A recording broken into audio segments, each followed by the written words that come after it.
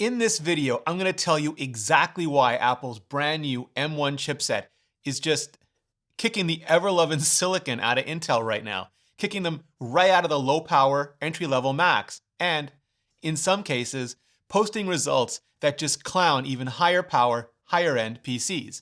And I'm going to do it right now. Sponsored by CuriosityStream with Nebula. The Mac is transitioning to our own Apple Silicon. I hate backstory in videos. Whenever someone promises to explain something, but then says, but first we have to talk about, I just yell, not today, Satan, and skip ahead to the actual substance. But in this case, in this specific case, the backstory is actually important.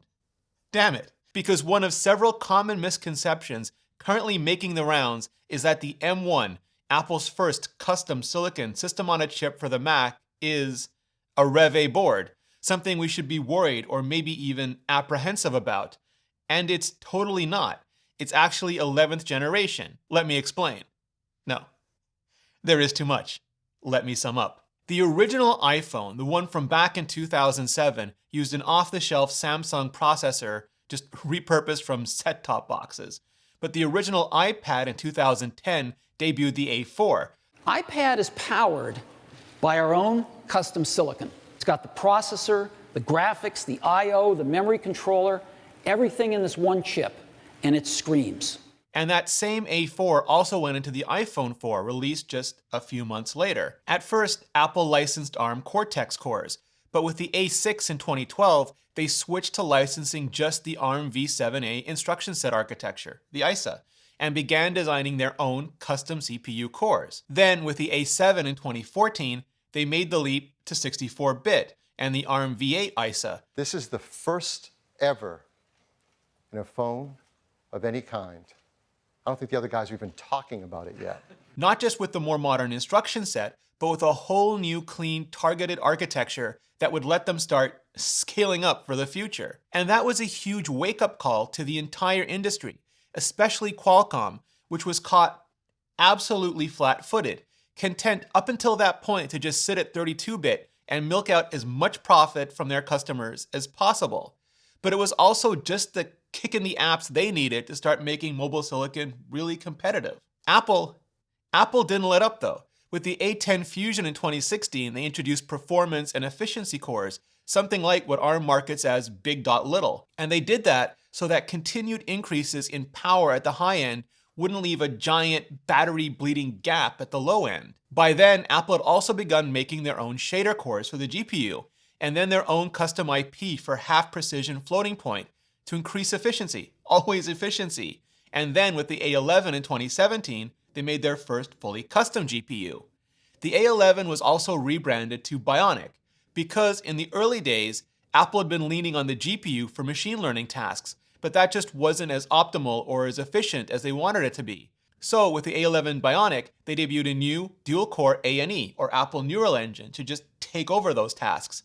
The Neural Engine is a state-of-the-art ultra-fast processing system. It uses our highest density computing ever. It's a dual-core design. It can perform over 600 billion operations per second. And things just kept on escalating from there until now, today, we have the 11th generation of Apple Silicon in the A14 Bionic with its 4 efficiency cores, 2 performance cores, 4 custom GPU cores, and 16 ANE cores, along with performance controllers to make sure each task goes to the optimal core, ML controllers to make sure machine learning tasks go to the ANE, the GPU, or the special AMX or Apple Machine Learning Accelerator blocks on the CPU, media encode decode blocks to handle heavier tasks like H.264 and H.265, audio signal processors for everything up to and including Dolby Atmos derived spatial audio, image signal processors for everything up to and including HDR3 and Deep Fusion and Night Mode, high efficiency, high reliability NVMe storage controllers, not just so that writes and reads are ludicrously fast, but that you have the confidence every single photo and frame of video you take gets saved every time. And the IP literally just goes on and on and on. I've done a whole video on the A14 already, and there's lots more to come, so make sure you hit that subscribe bell and button so you don't miss any of it. At the same time, Apple was also releasing beefed up versions of these chipsets, starting with the iPad Air 2 and the A8X in 2014. This is a new version created specifically for iPad Air 2. The X as in extra or extreme. These versions had things like additional CPU and GPU cores, faster frequencies, heat spreaders, more and off-package RAM, and other changes designed specifically for the iPad, and later, the iPad Pro. And right now, these top out at the A12Z in the 2020 iPad Pro, which has 2 extra performance cores, 4 extra GPU cores, 2 extra gigabytes of RAM, and greater memory bandwidth than the A12 and the iPhone XS. And I say right now only because we haven't gotten an A14X yet. I mean, apart from the M1. Kinda. More on that in a thermal hot minute. Now, rumors of Apple Silicon Macs have been around basically as long as Apple's been making silicon. Rumors of iOS laptops and macOS ports to ARM, of Apple dangling it over Intel's head like a silicon sword of Damocles to stress just how important, how overwhelmingly important Apple's product goals were to them. And the sad simple truth of the matter is that even that turned out not to be enough, as Apple kept up the cadence of the A-series updates each year, every year, for a decade, moving relentlessly, inexorably to higher customization, higher performance, higher efficiency, and smaller die sizes, to TSMC's 7nm process with the A12, and now 5nm process in the A14. Intel did not. They stumbled, fell down, got up, ran into a wall, fell down again, got up, ran the wrong way, hit another wall, and now basically seem to be sitting on the floor, stunned, not sure what to do or where to go next. They're just beginning to get their 10nm process successfully deployed for laptops, while they're once again retreating back to 14nm on the desktop and just throwing increased power draw at their problems, which one look at any of Apple's Mac computers would tell anyone is exactly the opposite of where they need to go. Back in 2005, when Apple switched from PowerPC to Intel, Steve Jobs said it was driven by 2 things: performance per watt, and that there were Macs Apple wanted to make that they simply couldn't make if they stuck with PowerPC. As we look ahead, we can envision some amazing products we want to build for you, and we don't know how to build them with the future PowerPC roadmap. And that's why we're going to do this. And that's the exact same situation and the same reason Apple is switching from Intel to their own custom silicon today. There's performance efficiency, absolutely, but there are also Macs that Apple wants to make that they simply can't make if they stick with Intel. When we look ahead, we envision some amazing new products, and transitioning to our own custom silicon is what will enable us to bring them to life. In other words, previously, it was enough for Apple to make the software and hardware and leave the silicon to Intel. But now Apple believes they really need to push all the way down to that silicon. And just like with the iPhone and iPad, Apple isn't a commodity silicon merchant. They don't have to make parts to fit into any generic computer or support technologies they'd never use, like DirectX for Windows. They can make exactly, precisely the silicon they really need to integrate with the hardware and software that really needs it. In other words, everything that they've been doing with the iPhone and the iPad for the past decade, they can now do with the Mac. So with all of that in mind, a few years ago, a group of Apple's best and brightest just locked themselves in a room, in a building, took a MacBook Air, a machine that had been suffering endless delays and disappointments thanks to Intel's anemic Y-series Core M chips, and connected it to a very early prototype of what would become the M1. And the rest was about to make history. The transition from Intel to Apple Silicon for the Mac was announced by Apple CEO Tim Cook at WWDC back in June of this year.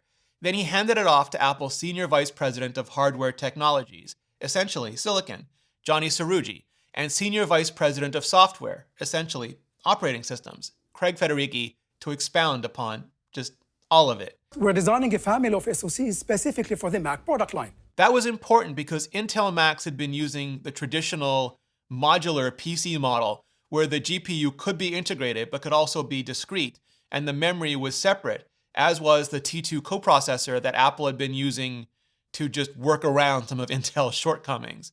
It was like a bunch of charcuterie on a board where everything had to be reached for separately. The SoC would be like a sandwich, all layered tightly together, with the memory on package and Apple Fabric as sort of the mayo that just tied it all together, along with a really, really big cache that just kept it all fed. Now, macOS Big Sur has incredible technologies that enable you to run a greater range of apps than ever before. A new generation of universal binaries compiled specifically for Apple Silicon, but also Intel-only binaries through a new generation of Rosetta translation, virtual machines through hypervisor, and even iOS and iPadOS apps, their developers willing, maybe just to take a little bit of the sting out of losing x86 compatibility with Windows apps and Boot Camp, at least for now. And what's maybe particularly poetic about all this is that back when Apple first announced the iPhone, some in the industry laughed and said pager and PDA companies had been making smartphones for years. There was just no way a computer company could walk in and take that business away. iPhone runs OS 10. But, of course, it took a computer company to really understand that a smartphone couldn't be grown from a page or a PDA, that it had to be distilled down from a computer. Now, with M1, some in the industry are laughing and saying that CPU and GPU companies have been powering laptops and PCs for years. There's just no way a phone and tablet company can walk in and take that business away.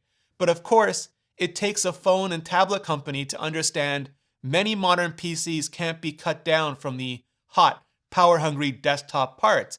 They have to be built up from incredibly efficient, incredibly low-power mobile parts. This dramatically improves performance and power efficiency. And when that's what you do, the efficiency advantage just holds true. And more than that, it actually turns into a performance advantage. We are incredibly excited to announce our first step in this transition with our first chip designed specifically for the Mac. And we call it M1. It's a chipset that would let the MacBook Air, for example, run workloads that no one would have previously dreamed possible, not on an Intel Y series, and with battery life to spare. When trying to quickly describe M1 in the past, I've used the shorthand of like, imagine an A14X is an extra performance in graphics cores plus, as in plus Mac specific IP. And I'm going to stick with that, although I think Apple would say the M series for Mac is more of a superset of the A series for iPhone and iPad. And for a long time now, Apple's been working on this scalable architecture, something that would let their silicon team be as efficient as their chipsets. And that means creating IP that could work in an iPhone, but also an iPad, even an iPad Pro, and eventually be repurposed all the way down to an Apple Watch, and now up to a Mac. This fall, for example, Apple announced both the iPhone 12 and iPad Air 4, both with the A14 Bionic chipset. And sure, the iPhone 12 will hit something like the image signal processor far more frequently and more often than the iPad Air will. And the iPad Air will use its bigger thermal envelope to better sustain higher workloads like long photo editing sessions or gaming sessions. But they can both perform well on that same chipset rather than requiring completely different chipsets. And that's just a huge time, cost, and talent savings. Likewise, the Apple Watch 6 on its S6 system in package is now using cores based on the A13 architecture. It includes a high-performance dual-core processor based on the A13 Bionic in iPhone 11, but optimized for Apple Watch. So advances in the iPhone and iPad benefit the watch as well. And at some point, almost certainly, we'll get an iPad Pro with an A14X, because making silicon for different devices is often prohibitively expensive. It's why Intel tablets are heavily performance gated even when they require fans, and why Qualcomm is using twice rehashed old phone chips with coprocessors for wearables. That heavy investment in integrated scalable architecture is what's let Apple cover all these products efficiently without the complexity that would come from having to treat each one of their own products as a separate client. And it also means M1 now gets to leverage many of those same latest, greatest IP blocks as the A14. Only the implementation has to differ. For example, the compute engines are close to what a theoretical A14X would look like, with 4 high-efficiency CPU cores, 4 high-performance CPU cores, 8 GPU cores, and twice the memory bandwidth and higher memory limits. But the M1 CPUs can also be clocked even higher and go to even higher memory limits. iOS hasn't gone beyond 6 gigabytes in the iPad Pro or the latest iPhones Pro, but the M1 supports up to 16 gigabytes. Then there's the Mac-specific IP, things like hypervisor acceleration for virtualization, new texture formats in the GPU for Mac-specific application types, display engine support for the 6K Pro Display XDR, and the Thunderbolt controllers which lead out to the retimers. In other words, things the iPhone or iPad don't need or currently just don't have. It also means that the T2 coprocessor is just gone now, because that was always really a version of the Apple A10 chipset, literally a short series of chips Apple had to make and run BridgeOS on, a variant of watchOS, just to handle the things that Intel couldn't. And all of that is now integrated right into the M1, and the latest, greatest generation of all those IP as well, from the secure enclave to the accelerator and controller blocks, and on and on. The scalable architecture means it'll almost certainly stay that way as well, with all the chipsets benefiting from all the advances and investments made to any of the chipsets. To figure out how to make proper, higher performance, higher efficiency silicon for the Mac, Apple did exactly what they did to figure out how to make it for the iPhone and the iPad in the first place. They studied the types of apps and workloads people were already using and doing on the Mac. And that kicks off with Johnny Cerrugi and Craig Federighi just sitting in a room and hashing out priorities based on where they are and where they want to go, all the way from the atoms to the bits and back again. But it also involves just everyone on the team testing a ton of apps, from popular to pro, Mac-specific and open source, and even writing a ton of custom code to throw at their silicon, to test and try and anticipate apps and workloads that may not even exist yet, but are just reasonably assumed to be coming next. And on a more granular level, Apple can use their silicon to speed up the way code runs. For example, retain and release calls, which are frequent in both Objective-C and Swift, can be accelerated, making those calls shorter, which makes just everything faster. Previously, I kind of joked that the silicon team's one job was to make iPhone and iPads run faster than anything else on the planet. But it's not really a joke, and it's actually not even as specific as that. Their job is to run faster than anything else on the planet given the thermal enclosures of whatever device they're designing against. That's what drives what they would call their maniacal focus on performance efficiency. And now that just so happens to include the Mac. I want to be clear about something else, because there's a lot of misconceptions about this as well. But there's no magic, no pixie dust to the M1 that lets the Mac perform in ways that just weren't previously possible. There are just good, solid ideas and engineering. For example, just powering up a core on a low-power Intel system might burn 15 watts of power. On a higher-end system, maybe 30 watts or more. That's something unimaginable for an architecture that comes from the iPhone. In that tiny, tiny box, you're allowed single-digit burn, nothing more. That's why with previous Intel Y series MacBooks, the performance was just so gated so always. Intel would use opportunistic turbo to try and take advantage of just as much of the thermal capacity of a machine as possible. But frequency requires higher voltage, much higher voltage, which draws more power and generates more heat. And Intel was willing to do that, to goose frequency and voltage in exchange for bursts of speed. And it absolutely let them eke out as much performance as was thermally possible, and post as big a set of numbers as possible. But it often just wrecked the experience and turned your desktop into a coffee warmer, your laptop into a heat blanket. With M1, there's no opportunistic turbo, no need for it at all. It doesn't matter if the M1 is in a MacBook Air or a MacBook Pro or a Mac Mini. The Silicon team knows exactly the machines they're building for, so they can build to fill those designs not as maximally as possible, but as efficiently as possible. They can use wider, slower cores to handle more instructions at lower power and with much less heat.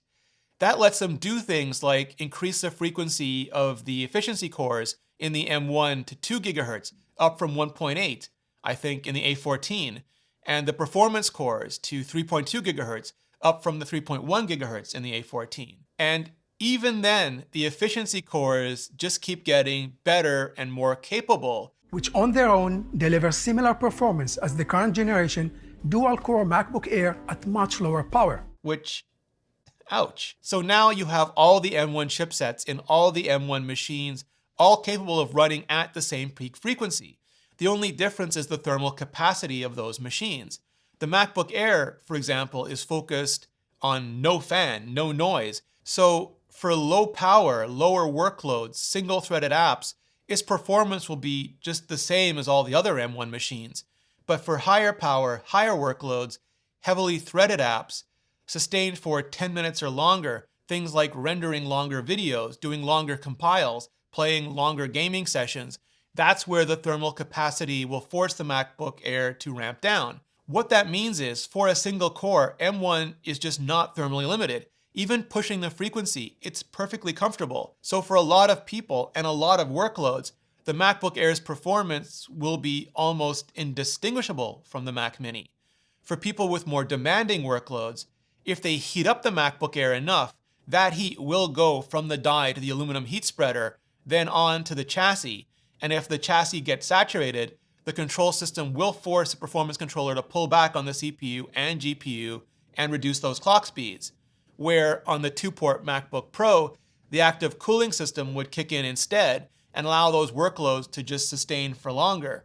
And on the Mac Mini, its thermal envelope and active cooling would basically let the M1 sustain indefinitely at that point. But it also means that now even the MacBook Air is suddenly a really high performance system, because Apple no longer has to cram a 40 or 60 watt design into a 7 to 10 watt chassis.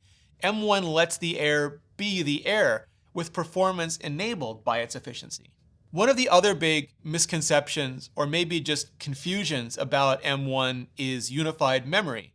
It's something Apple has been using on the A-series chipsets for a long while now, but also something very different from the dedicated and separate system and graphics memory on the previous Intel Mac machines. What unified memory basically means is that all the compute engines, the CPU, GPU, ANE, even things like the image signal processor, the ISP, all share a single pool of very fast, very close memory. That memory isn't exactly off the shelf, but it's nothing radical either. Apple is using a variant of 128-bit wide LPDDR4X 4266 with some customizations just like they use on the iPhone and iPad. It's the implementation that offers some significant advantages. For example, because those Intel architectures have separate memory, they weren't exactly efficient and could waste a lot of time and energy moving or copying data back and forth, so it could be operated on by the different compute engines, by the CPU and GPU.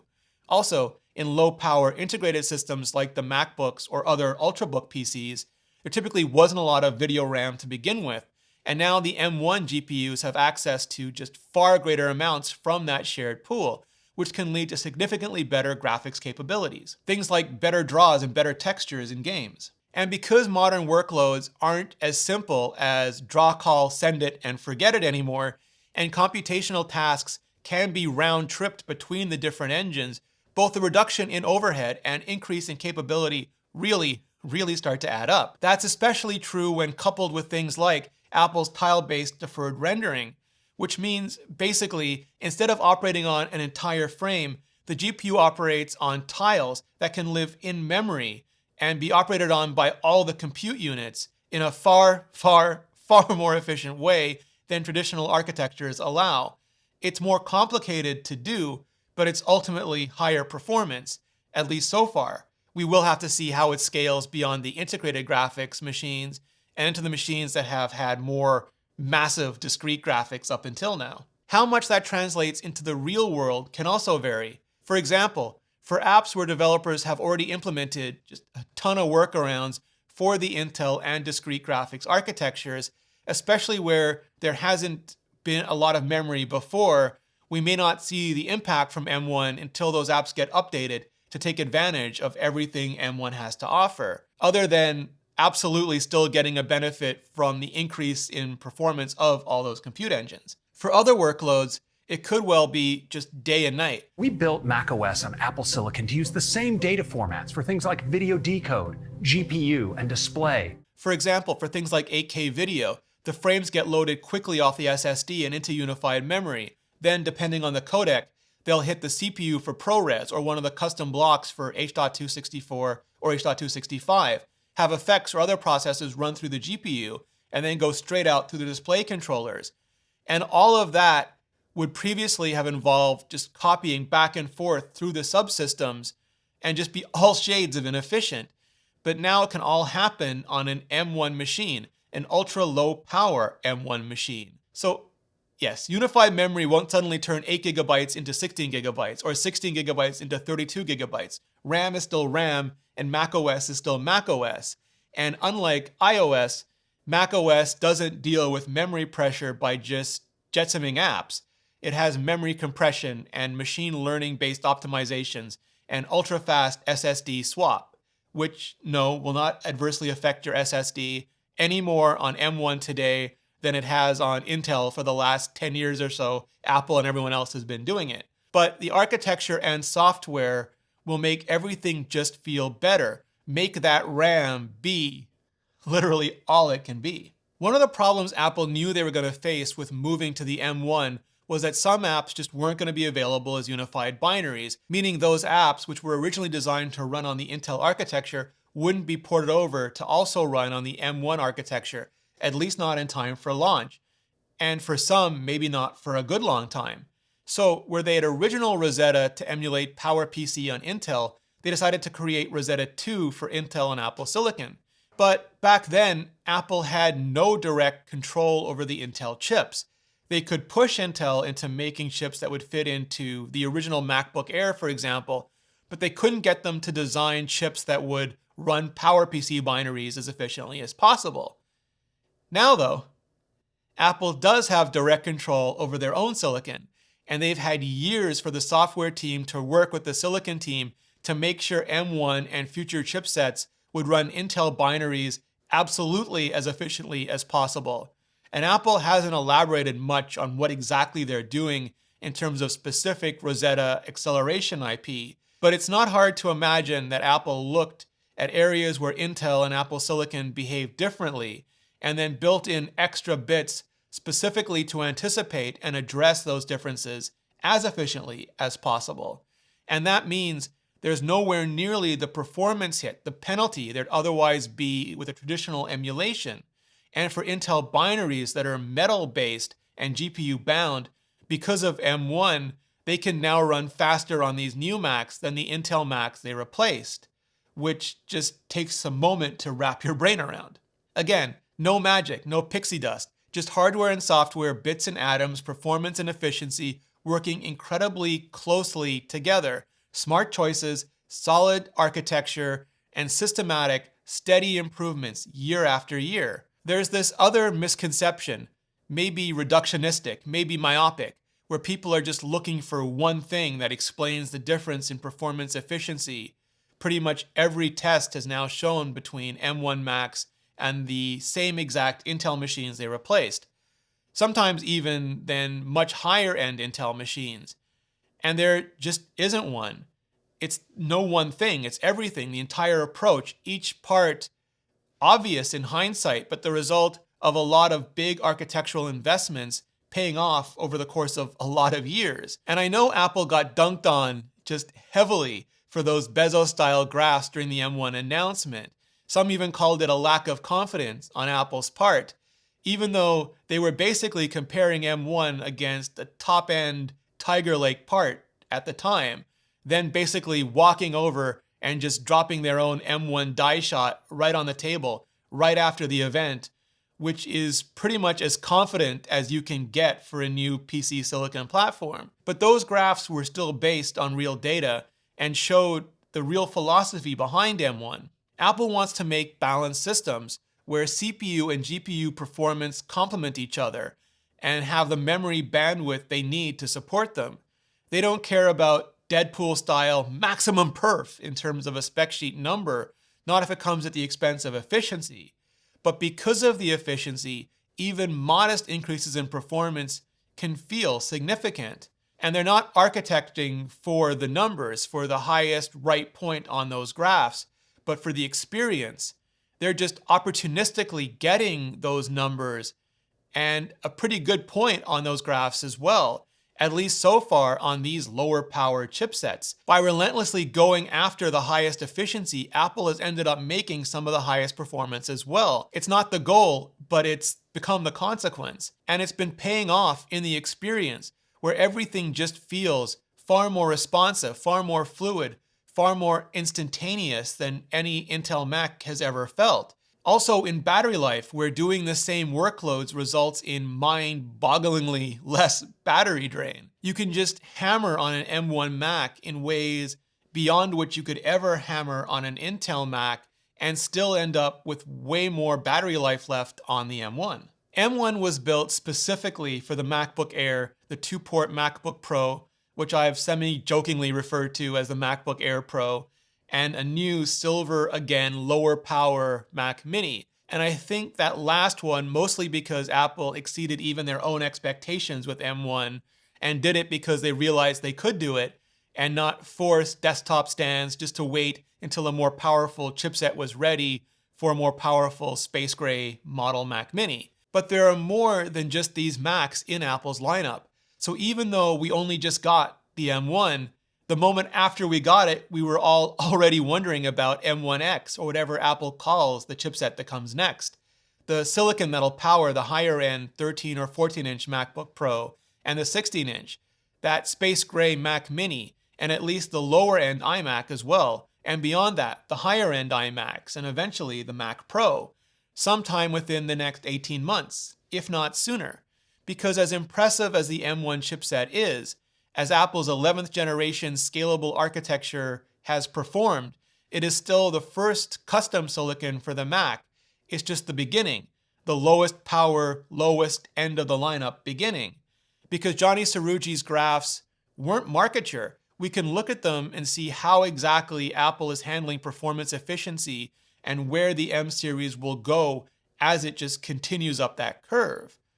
And back at WWDC, Johnny said a family of SoCs, so we can imagine what happens when they cruise past that 10-watt line, when they go beyond 8 cores to 12 cores and more. And also what this means going forward for Apple's M series and the Macs that they power. Will they be kept up to date with the iPhones, like the iPads have, getting that latest, greatest silicon IP the same year or shortly thereafter? In other words, will M2 follow as quickly as A15 and so on? Apple's silicon team just doesn't get to take a year off. Every generation, they have to improve. That's the downside of not being a merchant silicon provider, of not just targeting peak performance on paper or having to hold back on the top line just to satisfy the bottom line. The only thing Apple's silicon team is just ever willing to be gated by is time and physics. Literally nothing else. And they have 18 months left just to get started, which is pretty much what Jonathan Morrison and I just discussed in our M1 2-week later review collab, including the extended version where we dive into some of the hottest of the hot takes surrounding M1, and you can catch that extended version and more bonus content on Nebula. That's the streaming platform I'm building along with my education e-creator friends Alex, a low-spec gamer, Jordan Harrod, TechAltar, EPOS Vox, Real Engineering, Real Science, and many, many more. It's a place where I can put up those extended and bonus cuts without having to worry about demonetization or the tyranny of the click-through rate, watch time, the algorithm, even ads. You can find all of my videos there completely ad-free, including Georgia Dow and my new podcast, Apple Talk, which also has a bonus topic only available on Nebula. So what does any of this have to do with CuriosityStream?